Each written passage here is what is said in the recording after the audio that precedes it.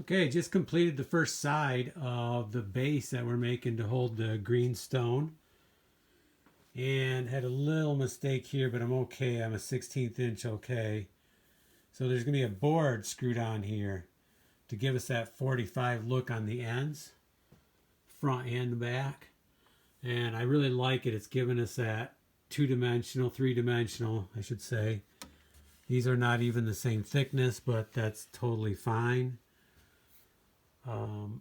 Got some beautiful looking wood here, some white ash, more white ash, some maple, white ash, or I'm sorry, not maple, oak, red oak, red oak, red oak, and maybe a white oak and a red oak right there. Pretty cool.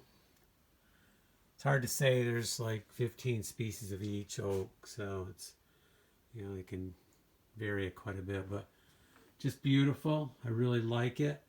So I need to make one more like this one, same width, and then I need to make the back, and then I can start making the cross pieces. And I'm not putting it together here. It's going to be too heavy. This is heavy right here, so it'll be much easier to build it in sections and then put it together on site. So, and you can see how I did the back here. So the back is pretty much solid. This will be the inside. And you can see I tried to keep the screws going straight. Not that that matters, but just thought I would.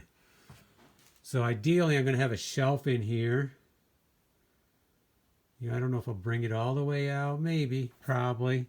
We'll see. We can decide. The shelf will be added later.